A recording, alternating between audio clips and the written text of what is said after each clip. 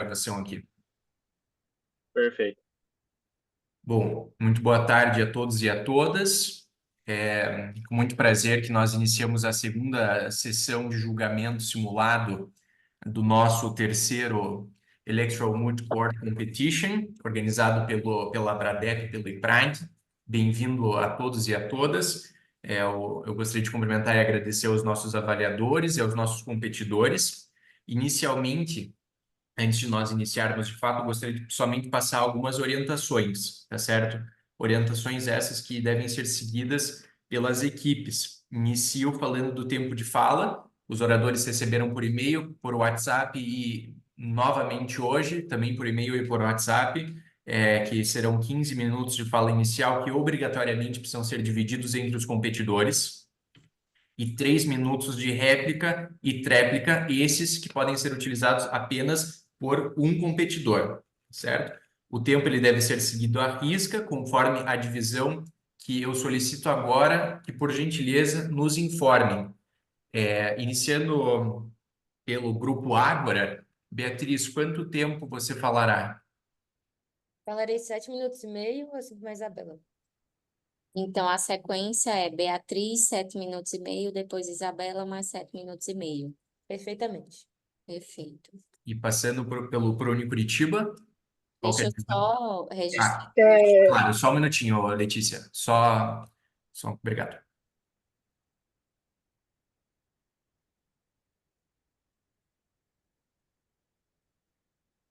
E só uma informação, quem fará a réplica pelo Grupo Ágora?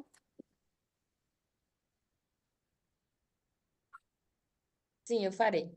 Perdão, Alisson. Perfeito. Beatriz.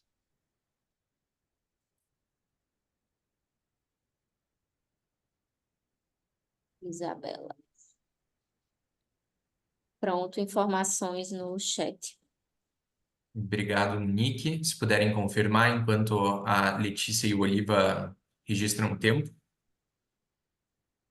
Guilherme, o nosso tempo vai ser 7 minutos para mim e 8 minutos para o Matheus. E ele que vai fazer a tréplica. Ok.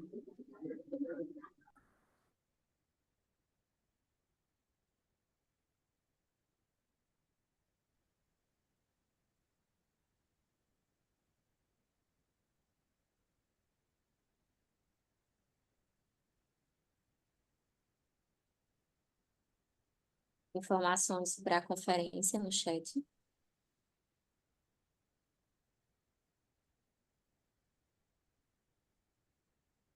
Conferido as duas equipes?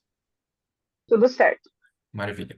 Bom, então eu passo aqui só para terminar as explicações iniciais. Vocês sabem que as interpelações dos juízes avaliadores serão durante a fala de vocês, então estejam preparados, tá certo? Esse é uma diferença do MUT para uma situação de uma sustentação oral real, certo? Isso garantirá que a avaliação também avalie, também consiga avaliar essa demanda de complexidade das perguntas a vocês. O tempo será controlado pela nossa excepcional operadora, que é a Monique, que tem muita experiência nos MUTs, participou de MUTs eleitorais anteriormente e que está fazendo essa operação para a gente. Então, eu agradeço a Monique e ela vai estar mandando no chat ali para as equipes tomarem ciência do tempo que lhes falta, tá certo?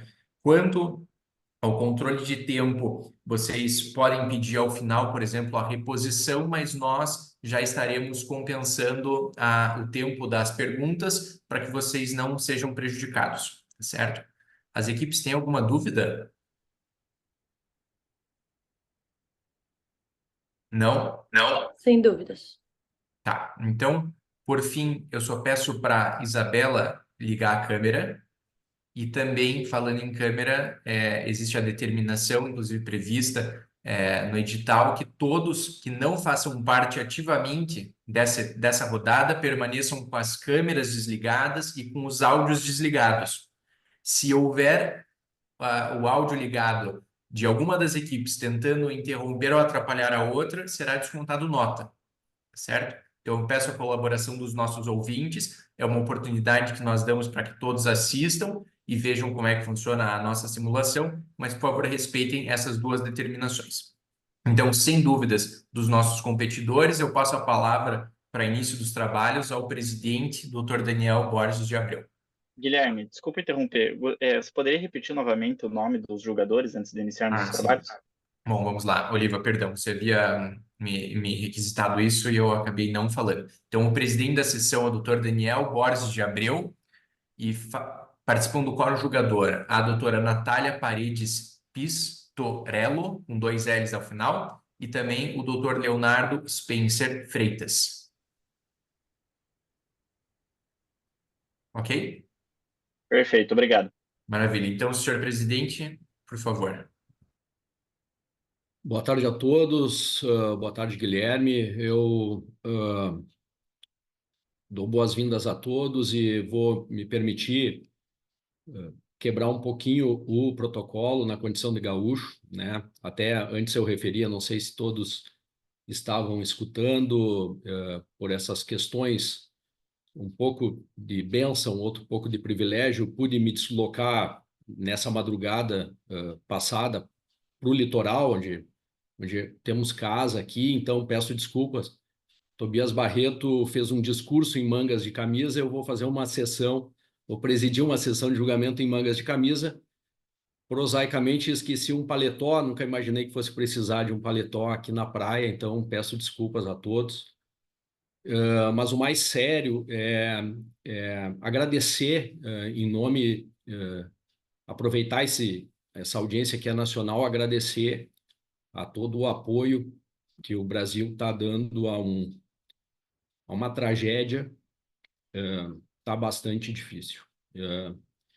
Sem mais delongas, eu declaro aberta a sessão, saudando meus colegas de turma ou câmara, como queiram, a doutora Natália Paredes Pistorello, doutor Leonardo Spencer Freitas, e vou, com a concordância dos nobres advogados, entender dispensado o relatório, né, pela entrega dos memoriais, até porque o tempo, como nosso ágil e competente secretário Guilherme bem referiu, ele vai ser contado de maneira bastante rígida para conferir paridade, né, igualdade de armas aí aos competidores, e que todos nós aproveitemos aí esse aprendizado, essa jornada, porque, né, como Guimarães Rosa já disse, o que a vida quer da gente é coragem. Então, passo a palavra ao Polo Ativo, ao Grupo Ágora, pelo prazo de 15 minutos. Boa tarde a todos. Agradeço a palavra, senhor desembargador. Inicialmente, gostaria de cumprimentar integralmente o excelentíssimo senhor desembargador, presidente desta sessão, o senhor Daniel Borges, assim como estendo meus cumprimentos aos excelentíssimos desembargadores que o acompanham nesse julgamento, o senhor Leonardo Spencer, a senhora Natália Paredes, assim como também estendo meus cumprimentos à douta Procuradoria Regional Eleitoral que se propõe nessa sessão, assim como também saldo a todos os nobres colegas que aqui nos prestigiam e que participarão desse excelente debate essa tarde. Excelências, o presente julgamento, ele se trata da reunião de diferentes ações fundamentadas sobre o mesmo objeto, no qual consiste o abuso de poder mediante a consideração do conjunto da obra. Ainda que dispensado o relatório, gostaria de minimamente pontuar de que seriam quais esses pontos, como os showmícios realizados, o uso de disparo em massa de fake news e o uso indevido da máquina pública e também dos meios de comunicação.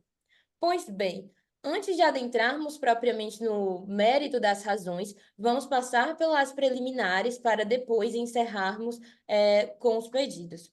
Senhores, o TSE compreende o conjunto da obra como a concatenação de atos que por si só são irregulares, mas que merecem um olhar mais apurado sobre uma óptica muito macro, que ela seja percebida mediante ações coordenadas, com o fito exatamente de observar um modus operandi abusivo, que, no caso, em ação, será discutido conforme passaremos. Nesse sentido, a reunião dessas ações, elas estão diretamente tipificadas pelo artigo 96b, que a partir desse limiar eu gostaria de já adentrar ao exame da preliminar, apontando a ilegitimidade do partido D em relação a essa lide.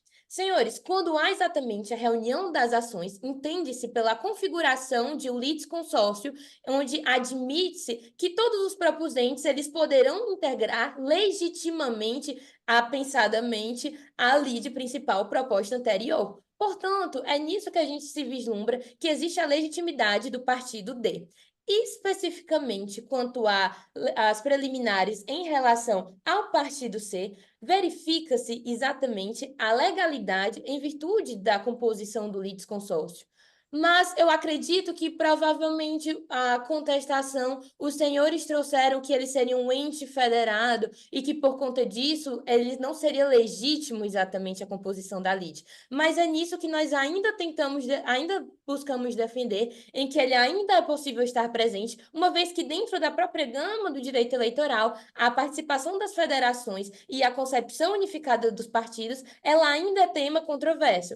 Ora, Excelência, se o TSE ele relativizou a atuação da federação na escolha do partido, por exemplo, em temas como cota de gênero, nós acreditamos que é pertinente, em virtude dessa legalidade do litisconsórcio, a permanência na lide do partido C.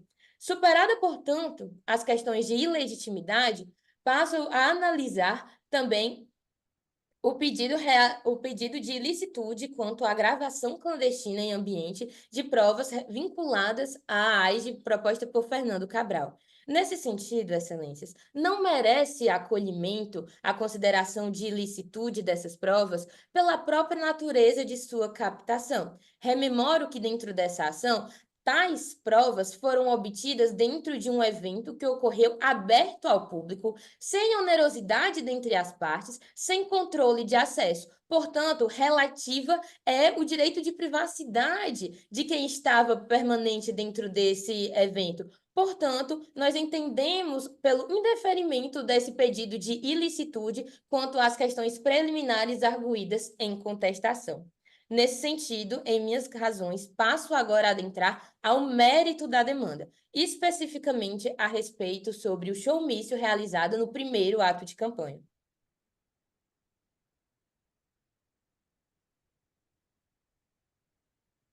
Excelências, a realização de um showmício é um ato comumente e de objetiva vedação. Isto é, o showmício ele vai ocorrer quando eu tenho uma reunião com fins eleitoreiros e, a partir disso, eu tenho uma contratação de artistas, de bandas para o entretenimento e para o objetivo de emocionar os eleitores. No caso que nós estamos discutindo, vislumbramos que o prefeito realizou a locação de um imóvel para exatamente atos da campanha dos investigados e que, posteriormente, ocorreu exatamente a realização do evento do show da banda Carisma. Portanto, vamos vislumbrar os parâmetros necessários aqui para a descaracterização de showmício. Seria necessário, caso fosse um evento de arrecadação, que houvesse alguma despesa onerosa dentre as partes, que houvesse, portanto, a ausência de pedidos de votos, o que não ocorreu no caso em comento. Os eventos, e por oportuno, eu gostaria de fazer exatamente essa distinção do showmício com o evento de arrecadação permitido pela Resolução 23731 de 2024, no qual é possível exatamente os partidos eles realizarem os eventos arrecadatórios, todavia fora do período eleitoral. E, além disso, Excelência, não se confunde com a mera liberdade de expressão do próprio artista, porque nós temos exatamente a locação desse imóvel pelo próprio prefeito, do qual eu gostaria de ainda ressaltar, possui seus gastos de apoio à política, apoio exatamente a quem ele acredita, limitados a 10% de sua renda declarada. Portanto, vislumbra-se da concatenação uma expressa conduta, um modus operandi irregular, mediante exatamente o abuso de poder perpetrado pelos investigados. Por fim, eu gostaria de agradecer a oportunidade e, desde já, passo as minhas considerações para a Isabela.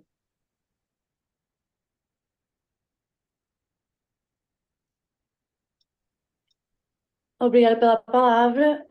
Dado isso, seguirei com a análise meritória da lite, na qual ficará constatada a prática de abuso de poder pelos candidatos a governador e vice-governador do Estado Y, ao analisar todo o conjunto da obra. É fato incontroverso que ambos os candidatos se aproveitaram dos festejos da cidade de Jurema, esta que possui um eleitorado relevante, visto que possui 80 mil habitantes, revertendo para percentuais 15% do pleito do Estado Y. Nesse segundo ato, após a passeata em prol desses candidatos, realizada durante o aniversário da cidade, foi organizada em frente ao prédio da prefeitura, gerando toda uma estrutura que viabilizasse os discursos e pedidos de votos proferidos pelos candidatos. Como se não bastasse, o próprio prefeito da cidade, Mário Jorge, discursou e pediu voto para Marluce e José Cícero. Nobres jogadores, diante de tais fatos, resta nítida a clara violação ao artigo 37, parágrafo 1º da Constituição Federal e, consequentemente, o artigo 74 da nossa Lei das Eleições, este que veda a utilização da publicidade institucional com o fim de beneficiar determinado candidato. Faz-se mister citar ainda o artigo 40 da Lei das Eleições, a qual proíbe a propaganda eleitoral com imagens associadas ao governo, sendo esta prática caracterizada como crime. Diante disso, o que restou visualizado foi que os candidatos se apropriaram de símbolos do governo, induzindo o eleitor e causando confusão entre atos oficiais e atos eleitorais, visto que, primeiro, houve a participação e apoio do prefeito da cidade. Segundo, eles se utilizaram da comoção dos festejos de aniversário da cidade. Terceiro, foi usado o símbolo do governo da prefeitura, provocando a confusão público-privada da passeata. E ainda, como vai ser abordado agora adiante, o quarto ponto, que foi a divulgação de todos desses atos, tanto do aniversário como a passeata em prol dos candidatos, nos perfis das redes sociais da prefeitura. Assim, Excelência, verifica-se que essa sequência de fatos gera ao público a percepção de unidade, ou seja, os candidatos se apropriaram da coisa pública para difundir as suas candidaturas ou apoio a elas. Não obstante a isso, como anteriormente levantado, no que tange à divulgação dos atos nas redes sociais da prefeitura, é notório o emprego da máquina pública para estimular tais candidaturas, ocasionando um desequilíbrio de oportunidades para os demais candidatos. Portanto, é extraído de tal situação a própria essência da vedação à publicidade institucional, que objetiva assegurar a igualdade de possibilidades entre os indivíduos que disputam o pleito. Nessa perspectiva, trago a obra de Rodrigo Zílio, que abrange sobre o grau de reprovabilidade de tal conduta, quando aduz que, abre aspas, se o próprio candidato cometeu o ilícito ou teve uma participação direta no ato, estabelecendo-se uma identidade entre o autor e beneficiário, essa conduta apresenta um grau maior de reprovação. Ainda fala que o uso de órgãos públicos ou governamentais para fins eleitoreiros é, a priori, um indicativo de maior reprovabilidade no agir ilícito, se comparando com o emprego de uma estrutura privada para a consecução do mesmo fim vedado. Fecha aspas. Já quanto à prática de impulsionamento de fake news, os candidatos Marluce e Cícero divulgaram em massa informações falsas e descontextualizadas contra o candidato Fernando Cabral. Alegaram que o candidato da oposição tinha sido condenado num processo que versa sobre a prática de improbidade administrativa. No que tange à realidade fática, Fernando Cabral foi, de fato, réu na referida ação. Contudo, o processo já foi julgado e concluiu pela improcedência de todos os pedidos da inicial. Portanto, Excelência, ao considerar o princípio da presunção de inocência, o que se vislumbra é que quando a pessoa entra numa ação, ela é presumidamente inocente. No caso, ele já foi julgado e ele já foi inocentado. Já há essa constatação. Assim, resta confirmada a má-fé dos réus na busca de ferir a lisura e legitimidade do pleito, refletido no perceptível abuso de poder, que, conforme consolidado pelo TSE no julgado de 2019, aduz que, para a configuração do abuso de poder, é necessário os aspectos tanto qualitativo quanto quantitativo, que, no caso, significa o impulsionamento dessas notícias, como também a própria notícia fraudulenta. Ora, essa fake news não só diminuiu a intenção do eleitor de votar no opositor ao denegrir a sua imagem, como também foi responsável por induzir a erro os eleitores quanto à sua elegibilidade. Pois, mesmo que o eleitorado não tenha sua pretensão de voto alterada pela conduta do opositor, é presumido pelo eleitor a impossibilidade da votação, que no caso é diagonalmente oposto, já que ele foi inocentado. Em relação a isso, Frederico Alvim leciona que, abre aspas, distintamente do que ocorre com a produção pura e simples de desinformação, a construção de factoides desvenda a edificação de suportes fáticos comprováveis, que conferem uma aura de credibilidade e asserções essencialmente falsas podendo ser vistas por essa natureza como casos de metadesinformação. Quanto aos servidores públicos, foi visto que, no caso, os servidores do município de Lages e Juremas estavam sendo coagidos a divulgarem conteúdo falso. Portanto, não há de se falar em moralidade pública ou liberdade de manifestação, visto que sua vontade estava eivada de vícios.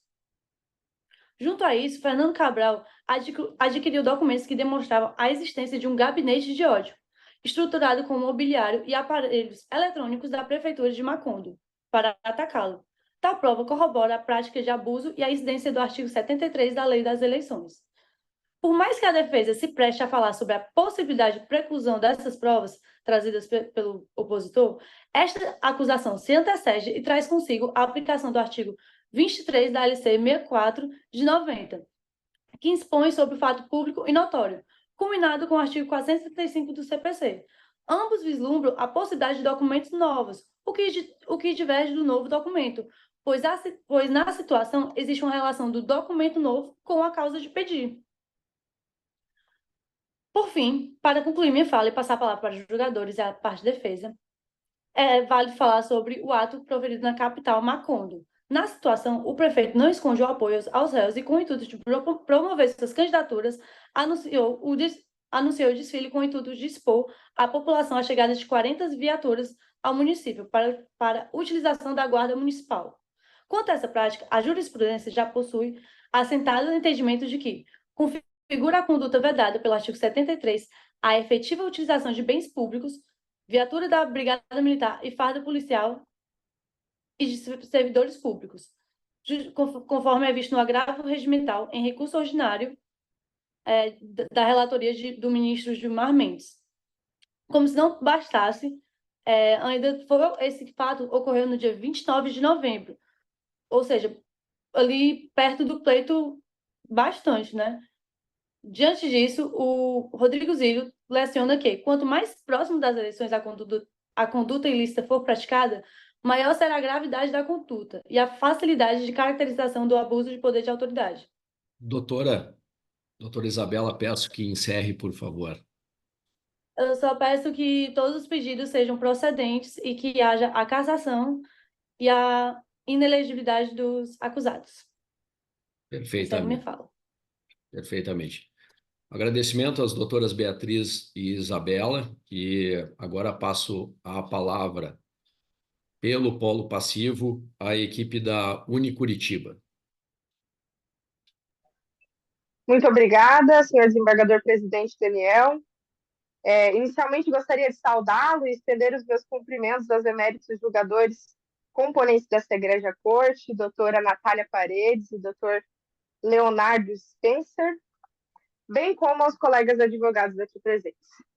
Eu me chamo Letícia Coradim e falo em nome dos investigados Marlúcio da Silva e Cícero José.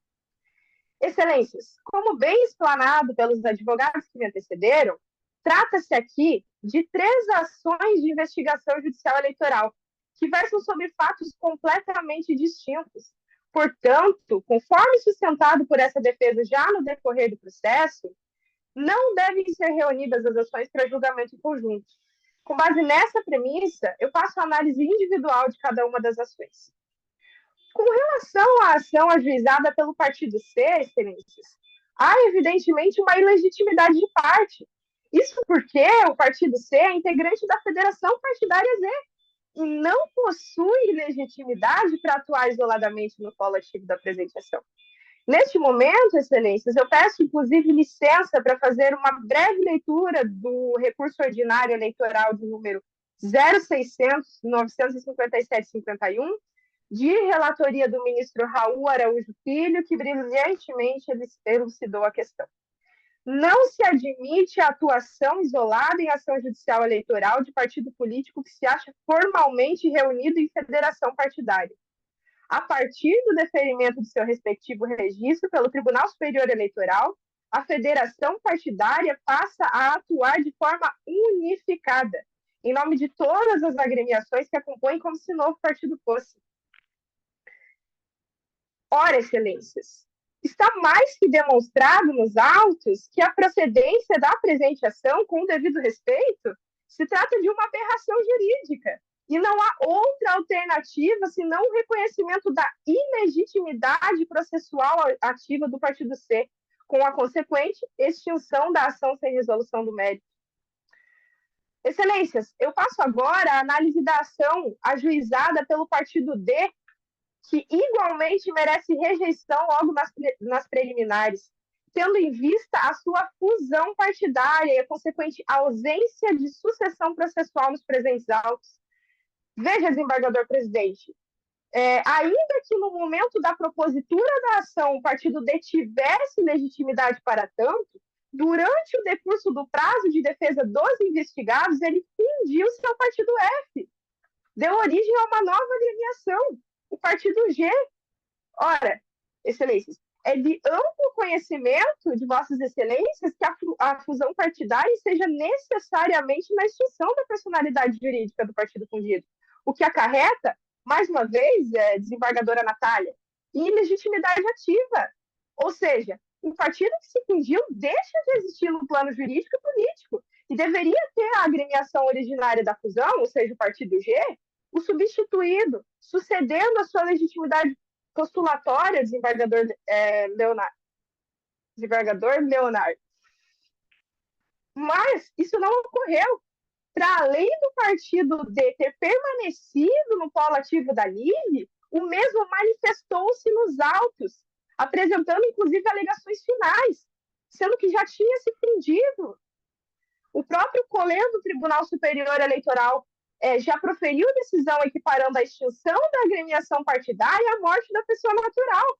Ou seja, Excelências, da mesma forma que não se espera que um cadáver se dirija a uma instituição financeira para contratar um empréstimo bancário, não se espera aqui que uma agremiação extinta, que teve a sua personalidade jurídica extinta, atue ativamente em processo judicial. Portanto, requer-se a extinção da lei sem resolução do mérito. Por fim, Excelências, para encerrar as discussões preliminares, eu passo agora à análise da ação interposta por Fernando Cabral, onde há inegavelmente uma nulidade por ilicitude de provas. Veja, as provas produzidas pelo investigante acerca daquela suposta compra de pacote de disparos em massa, realizada pela empresa JCarp, afrontam diretamente o artigo 5º, inciso 10º da Constituição Federal, uma vez que houve quebra do sigilo bancário da empresa. Ora, Excelências, as provas em questão foram apuradas em reportagem divulgada por um jornal, o Jornal do Estado. Não houve sequer decisão judicial que legitimasse a quebra do sigilo bancário da parte adversa. O próprio Tribunal Regional Eleitoral do Paraná já proferiu decisão nesse sentido, que eu peço novamente escusas para ler. Uma vez que o direito à intimidade e à privacidade de uma pessoa, dentro do qual se incluem as informações bancárias, trata-se de um direito fundamental, este somente poderá ser relativizado, determinando-se a quebra do sigilo bancário, se estiverem presentes indícios suficientes a justificar a medida, o que não ocorreu na presente situação. Ainda, Excelências, a prova ilícita vicia a vontade do julgador, que vai decidir com base em algo que surgiu contra a lei. Isso não pode ser tolerado. Por isso é que não se admite a flexibilização do procedimento para a coleta dessas provas. O mesmo ocorre, Excelências, com os documentos juntados em 22 de fevereiro de 2023, após as alegações finais desse processo, que, além de ilícitos, violaram diretamente o princípio do contraditório e o princípio da ampla defesa dos investigados. Eles foram apresentados extemporaneamente. Veja, para se referir a fatos ocorridos lá em 10 de setembro de 2022, contemporaneamente ao ajuizamento da ação. Nesse sentido, excelências, diante da clara ilicitude das provas produzidas nos autos, o que se requer é o seu desentranhamento do processo. Enfim, excelências, agradeço desde logo pela atenção e passo a palavra ao meu colega Matheus Oliva, que dará continuidade à sustentação. Muito obrigada. Boa tarde, excelências. Agradeço à doutora Letícia que me antecedeu, bem como aos advogados da parte adversa. Não posso deixar de registrar aqui nesse momento meus cumprimentos ao senhor presidente e registrar a minha solidariedade com o presidente Daniel de Abreu, gaúcho, né? Sabemos que o Rio Grande vive aí uma situação de calamidade, uma tragédia muito triste. Então, ficam aqui os meus votos de solidariedade e estima pela sua saúde e sua segurança, desembargador. Estendo também meus cumprimentos aos eméritos julgadores que compõem esta corte. Pois bem, excelências, para iniciar a minha parte nesta sustentação perante esta defesa aqui, gostaria primeiro de deixar registrado que não pretendo permear de maneira profunda os fatos de mérito acerca das ações ajuizadas pelo partido C e pelo partido D, pois, como brilhantemente sustentou a doutora Letícia, que me antecedeu, senhores, trata-se aqui de questão pacificada, questão de ordem pública. Ilegitimidade de parte impede a análise do mérito e não há outra alternativa, não se espera outra alternativa que senão a extinção de ambas as lides sem a resolução do mérito. Contudo, gostaria de, antes de passar para a análise do mérito da ação postulada por Fernando Cabral, fazer umas breves considerações quanto ao que foi dito perante esta tribuna pela parte adversa, com relação à prática de showmício, prática de condutas vedadas do artigo 74, com relação à ação ajuizada pelo partido D e partido C.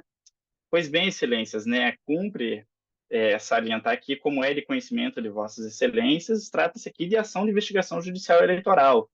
Portanto, o que se apura neste momento não é a prática de conduta vedada, não é a prática de ilícitos eleitorais de menor potencial, como é o showmício. Não se nega que showmício é uma prática coibida pela legislação eleitoral, uma prática vedada, mas, porém, ambas as ações trazem acusações levianas acerca de abuso de poder econômico e abuso de poder político. Respectivamente, quais são os requisitos intrínsecos necessários para que se caracterize o abuso de poder econômico? Eu peço licença para fazer brevemente a leitura do agravo em recurso especial eleitoral de relatoria do ministro Benedito Gonçalves, em que elucida o tema de maneira brilhante, onde ele diz que configura abuso de poder econômico o uso excessivo e desproporcional de recursos patrimoniais, sejam eles públicos ou privados, de modo a comprometer a igualdade da disputa eleitoral e a legitimidade do pleito. Senhores, ainda que seja possível adentrar ao mérito dessas questões, o que não se espera aqui, ainda que se reconheça a prática de showmício na ação ajuizada pelo partido C, veja, excelências, trata-se da prática de showmício em um evento promovido por uma apresentação da Banda Carisma, banda de conhecimento local do município de Lages, que é um município pequeno, tem cerca de 80 mil habitantes. Mas, excelências, não vejo aqui como reconhecer a possibilidade de admitir que um show promovido pela Banda Carisma teria esse caráter de despender o aporte exorbitante de valores ao ponto de desequilibrar e deslegitimar o pleito eleitoral. De igual forma, ainda que se reconheça as condutas vedadas, arguídas por sede da ação ajuizada pelo partido D, não se pode ignorar aqui o critério essencial da potencialidade do delito, já que o abuso de poder ele impõe a comprovação de forma segura da gravidade dos fatos imputados. Portanto, excelências, são essas as breves considerações que eu gostaria de falar acerca do mérito das ações ajuizadas pelo partido C e pelo partido D, em que pese não se acredite aqui que vá chegar a tanto. Nós acreditamos que as preliminares arguídas e sustentadas pela doutora Letícia estão muito bem pacificadas pelo entendimento do Tribunal Superior Eleitoral, de forma que se passa a análise da ação ajuizada por Fernando Cabral, candidato ao cargo de governador pelo Partido C. O primeiro fato arguído nesta ação é o abuso de poder político decorrente da suposta destinação eleitoral de um evento promovido pela prefeitura, somado a uma carreata política realizada pelos candidatos Marluce e Cícero. Ocorre que, excelências, não procede, não se pode levar essas alegações adiante, tendo em vista de que sequer há uma prova nesse processo que demonstre que os candidatos Marluce e Cícero usaram ou se valeram das viaturas apresentadas pelo prefeito de Macondo para a autopromoção de sua campanha eleitoral. Tanto que o evento promovido pela prefeitura de Macondo ocorreu 1 hora antes da carreata política promovida pela campanha de Marluce.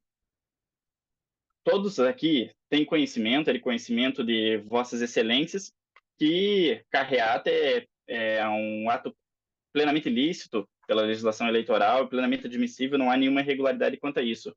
Mas as acusações vão além, desembargadora Natália.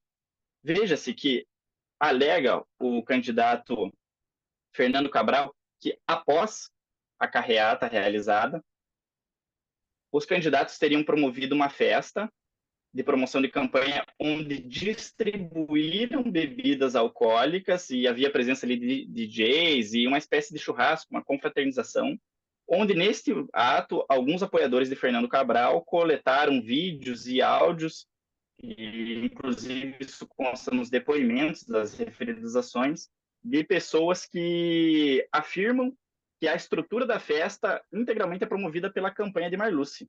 Ora, excelências, além do fato de que temos que nos suplantar no exclusivo fator determinante de que as provas desse processo se fundamentam no testemunho de pessoas que estavam embriagadas e sem o pleno exercício de suas faculdades mentais no momento dos fatos narrados, observa-se aqui que há uma impossibilidade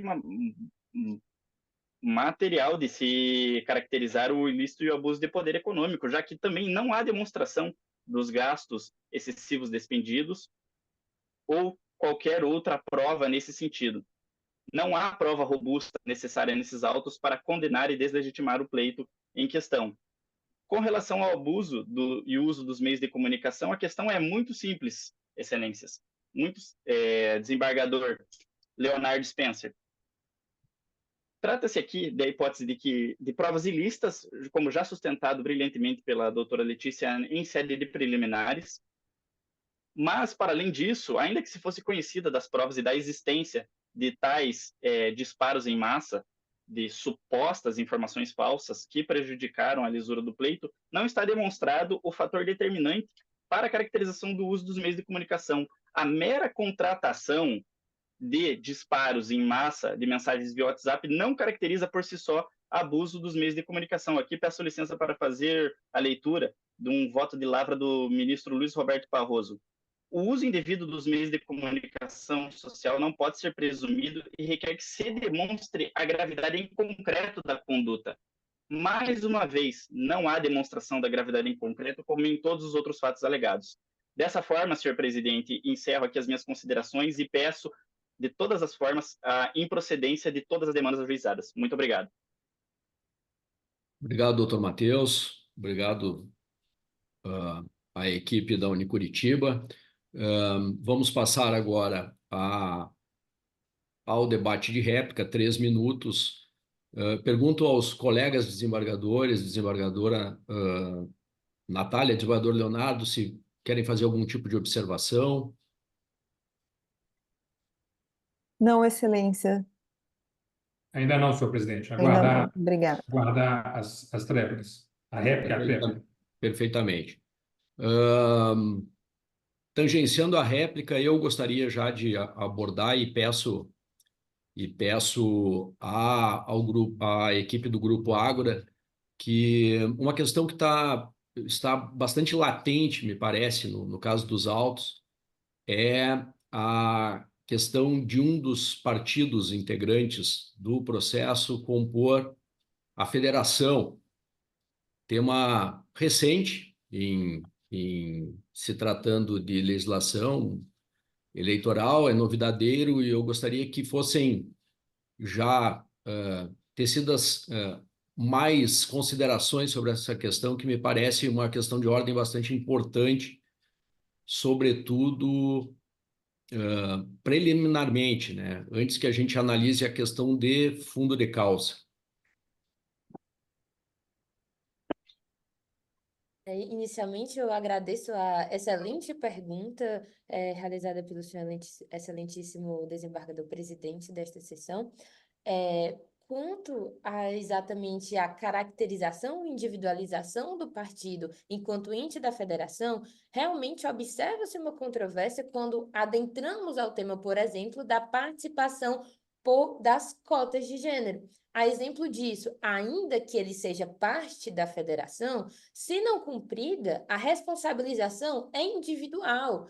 E, para isso, eu também retomo outras análises, por exemplo, em que isso se vislumbra, como no caso do parágrafo 4º do artigo 17 da Resolução 23.675 de 2021, onde, no caso da federação, quando do registro de candidaturas, as indicações feitas por partido para compor a lista. Então, observa-se que em meados nós percebemos realmente na justiça eleitoral e também dentro do sistema democrático que há uma individualização, porquanto quando a gente contrapõe exatamente esses dispositivos e essa realidade ao caso em comento, é que nós observamos exatamente que há margem, em virtude da reunião das ações, do litisconsórcio ativo legítimo, para que seja individualizada a conduta desse partido e que ele possa ser vislumbrado exatamente, além de ser um ente que compõe essa federação. Senhor presidente, Opa. um questionamento para a equipe Ágora. À Perfeitamente. disposição. Com a palavra, desembargador. Por gentileza, doutora Beatriz, aproveitando a questão partidária, que a equipe discorresse sobre a sucessão do partido D em decorrência da fusão e posterior formação do partido G. Quais as informações a equipe teria a apresentar? Agradeço a excelente pergunta, senhor excelentíssimo desembargador. Realmente, quanto à questão da sucessão partidária, voltemos, portanto, à época da propositura da ação. A tempo da propositura da ação, o partido C encontrava-se plenamente legítimo no que está tipificado no artigo 22 da Lei Complementar, a Lei Complementar 64 de 1990. Então, a sucessão processual dessa ação que estamos em discussão hoje levou à reunião. Posteriormente, esses fatos que não estão concatenados com a causa de pedir, que não estão concatenados com o objeto dessa discussão, eles realmente não poderiam ter uma relevância maior do que um rito processual previsto pelo artigo 96b, que, no caso, implica sobre a legitimidade do litisconsorte. Então, portanto, a fim de encerrar e ter uma excelente resposta ao senhor, nós verificamos propriamente que nós precisamos considerar exatamente a permanência do partido C, a fim de que seja preservado esse dispositivo processual, em que pese ter ocorrido exatamente uma sucessão partidária, ela não se contrapõe à causa de pedir, que inclusive... senhores, me perdoem me delongar por um tempo, vou pedir só mais um pouquinho para terminar de explicar.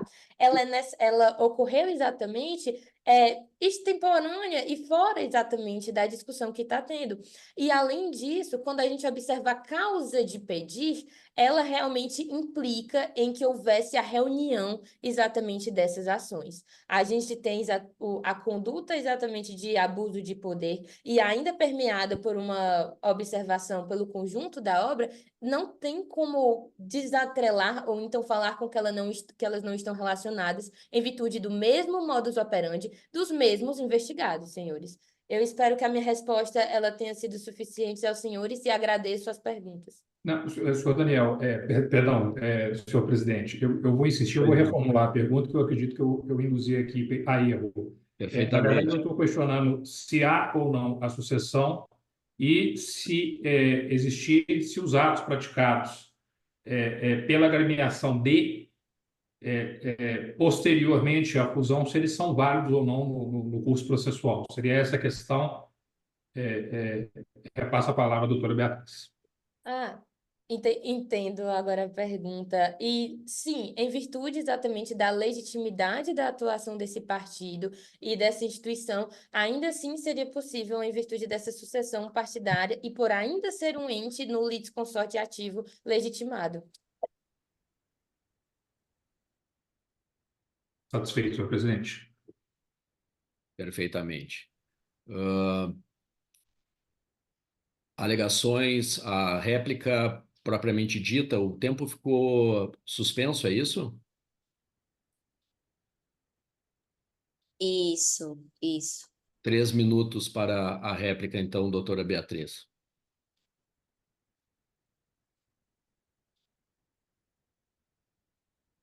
Excelências, cumpre reforçar, dentro do nosso debate desta tarde, a impertinência da preliminar de carência da ação proposta pelo partido D, a qual, como conversado em decorrência das perguntas, o partido D, no ato da propositura da AIGE, ele estava plenamente legitimado. Portanto, se a sucessão processual, se o juízo entendeu pela reunião da reunião das ações, em conformidade ao artigo 96b, entende-se por legítimo os entes que compõem o litisconsorte. Portanto, nós vislumbramos exatamente que há legitimidade e rechaçamos os posicionamentos adotados pela defesa.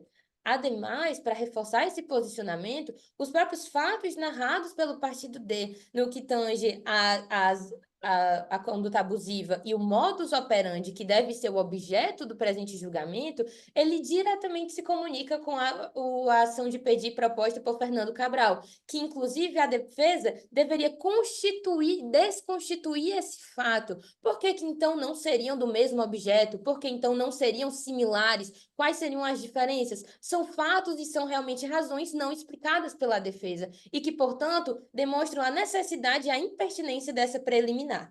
Por fim, Excelência, quando tratamos também sobre a ilicitude das provas acerca de desinformação praticada, o polo passivo ele confunde completamente o assunto da reportagem investigada pelo Jornal do Estado, desvelando o uso da empresa pelo sobrinho da candidata eleita.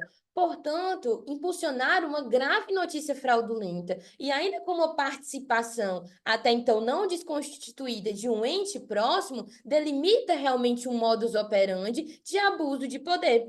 E para encerrar exatamente esse momento da réplica, eu ainda gostaria de ressaltar que, em que pese estes omícios referidos pelo advogado da defesa, eles possam ser vistos como menor relevância, eles ostentam grandes dimensões econômicas, quando nós vemos pequenos municípios, quando nós vemos ou demais estados. Não necessariamente são práticas com registro contábil, não necessariamente são práticas completamente averiguadas, que, portanto, permeadas de ilicitudes e de contaminações. Desse modo, o juízo, ao julgar essa presente lide, deve considerar a análise do conjunto da obra como proposta pelo polo ativo, em que se vislumbre um modus operandi abusivo, como demonstrado pelo polo ativo muitas vezes. Desde já, eu encerro meu discurso e agradeço.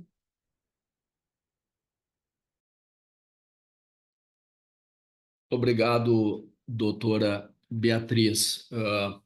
Pergunto novamente aos colegas desembargadores alguma observação, algum questionamento que anteceda a tréplica de parte do Grupo Unicuritiba, que defende o polo passivo na presente ação. Eu aproveito, Excelência, para adiantar o questionamento para os investigados acerca da juntada dos documentos e da previsão do Código de Processo Civil, do novo Código de Processo Civil, do artigo 435, sobre essa juntada, que eles esclarecessem melhor esse posicionamento. Perfeitamente. Desembargador, só uma questão de fato. O senhor se refere à juntada dos documentos do dia 12 de dezembro? Perfeito, a juntada ao final do procedimento. Perfeitamente, desembargador. Então, para elucidar já essa questão, foi anteriormente abordada pela doutora Letícia, mas o fato é, a defesa sustenta que é completamente descabido a apreciação destas provas juntadas porque elas se encontram ainda em que pese a previsão legal do novo Código de Processo Civil sobre o contraditório posterior, há precedente do Tribunal Superior Eleitoral, precedente do ministro Benedito Gonçalves no julgamento da ação 0681-4885, que consolidou o entendimento de que é impossível o conhecimento de documentos novos após a estabilização da demanda, a não ser que apresente cumulativamente os seguintes requisitos, como consta de seu acórdão. O primeiro deles é que os fatos narrados sejam supervenientes à propositura das ações ou à diplomação dos eleitos. A diplomação dos eleitos que ocorre, perdão, até eu me equivoquei aqui, desembargador, eu perguntei se a juntada dos documentos foi no dia 12/12, né? Mas dia 12/12 é a data da diplomação. Os documentos foram posteriores à data das eleições, correto? Então, observa-se aqui que logo no primeiro requisito, os documentos juntados como prova na apresentação já não cumprem, visto que eles versam sobre fatos que são contemporâneos ao ajuizamento da ação por Fernando Cabral. Então, só por si só, acerca do primeiro tópico, o primeiro requisito consolidado pelo Tribunal Superior Eleitoral, já seria inadmissível a apreciação destas provas juntadas. Mas o desembargador, o ministro Benedito Gonçalves, continua. E, cumulativamente, exige-se que os fatos apresentados apresentem circunstâncias relevantes ao contexto dos fatos, reveladas em outros procedimentos policiais, investigativos ou jurisdicionais, ou ainda que sejam de conhecimento público notório, e que os documentos sejam juntados com base no 435 do CPC. Então, diante do fato de que os documentos juntados eles são contemporâneos ao ajuizamento da ação e não são fatos supervenientes que podem influenciar na demanda, que a defesa sustenta o desentranhamento dessas provas e sua ilicitude. Satisfeito, senhor presidente? Perfeitamente, desembargador.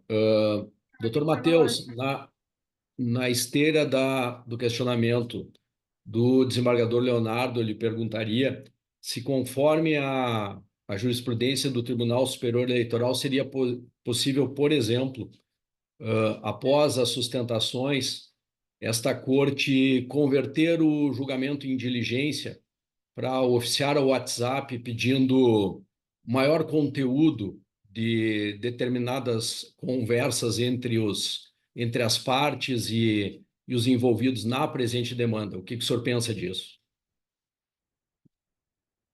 Desembargador presidente, o senhor pode repetir qual seria o teor das provas requisitadas? Um teor qualquer. Vamos supor que tenhamos aí algumas dúvidas, essa corte tenha, a partir das sustentações aqui muito bem realizadas, se criasse uma dúvida em um dos julgadores e esta corte decidisse converter o julgamento em diligência e oficiar a quem quer que seja, a uma empresa ou a um órgão público, solicitando informações agregadas, solicitando maiores ou mais detalhadas informações. Seria possível? O que o senhor pensa a respeito do tema? O que seria? Excelência, no entendimento desta defesa, seria possível apenas quanto da ação postulada pelo partido D, visto que, como não houve sucessão processual, todos os fatos praticados pelos investigantes a partir da apresentação da contestação são nulos de pleno direito, seria possível, na hipótese desta única ação, declarar nulos os atos processuais por ela praticados, no caso não teria ocorrido ainda a instrução processual nesses presentes autos, e aí sim poderia ser convertido o julgamento em diligência para que houvesse esclarecimento dos fatos constantes desta ação específica. Com relação às demais, a Intesa defende que já ocorreu preclusão consumativa dos atos e produção de quaisquer provas de direito admitidas, portanto, vejo que os processos maduros para o julgamento não vai contra os preceitos da segurança jurídica neste momento, após as sustentações orais, determinar que oficie um órgão, o WhatsApp ou qualquer outro órgão que for, a não ser que sejam provas contundentes que possam beneficiar os acusados.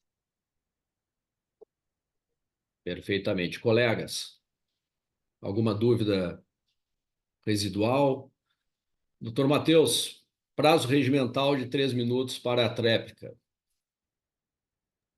Perfeito, muito obrigado, desembargador presidente, desembargador Leonardo, pelas perguntas muito elucidativas. Desembargadores, serei bem breve, acredito que a tese de defesa já foi muito bem firmada perante vossas excelências. Do contrário do que entende a acusação, não há possibilidade de conhecimento de qualquer litisconsórcio passível para admitir, para se negar a existência da carência da ação, que inclusive é reconhecida pelo Ministério Público Eleitoral nestes autos. O entendimento, apesar de recente, sabemos que o Instituto das Federações Partidárias é uma novidade das eleições de 2022, contudo, já há farta jurisprudência no sentido de que é impossível a atuação de partido isolado quando federado, pois perde sua legitimidade para atuar e postular sobre os atos, uma vez que, de acordo com o voto de relatoria do... Só um segundo, excelência. De acordo com o voto de relatoria da ministra Cláudia Buchianeri, julgado representação 0600-550-68, não se admite atuação isolada em ação judicial eleitoral do partido político que se acha formalmente reunido em federação partidária a partir do deferimento de seu registro pelo TSE. A federação partidária passa a atuar de forma unificada em nome de todas as agremiações que a compõem. Então, além deste julgado, temos o recurso ordinário 0600-957 de 51, que julgou a ilegitimidade do Partido dos Trabalhadores para impugnar a candidatura do candidato Átila César Monteiro, do Partido Solidariedade. Então, ainda que recente, é farta a jurisprudência no sentido de que carece de pressupostos processuais as referidas ações. E, para encerrar as nossas considerações, a defesa gostaria de salientar que o único modus operandi que se verifica nos presentes autos é a irresignação de todos os investigantes em se conformar e acatar um resultado legítimo de eleições que ocorreram em plena normalidade. A defesa vem aqui não em defesa do mandado de Marluce ou de Cícero, mas em defesa do mandato do povo brasileiro, do povo do Estado Y. Então, nesse sentido, excelências, mantemos o nosso posicionamento pela improcedência das ações, visto que carecem de provas ou pressupostos processuais.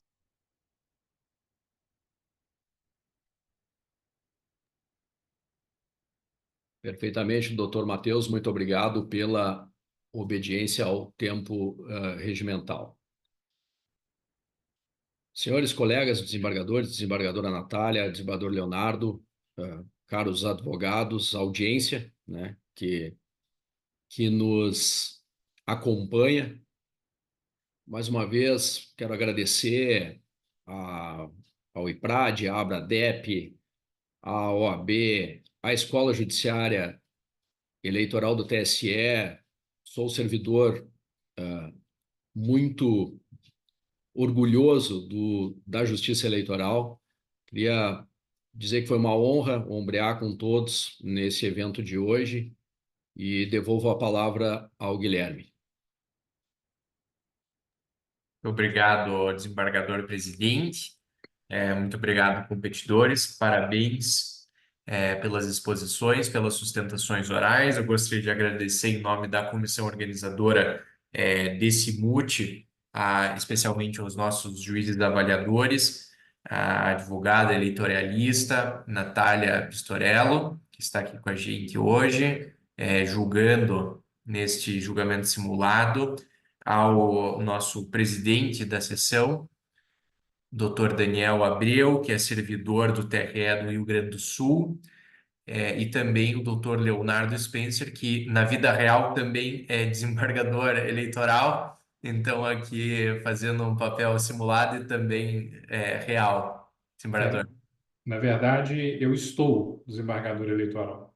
Está na classe dos juristas, certo? Mas eu deixo claro para todos que isso vai passar, tá, gente?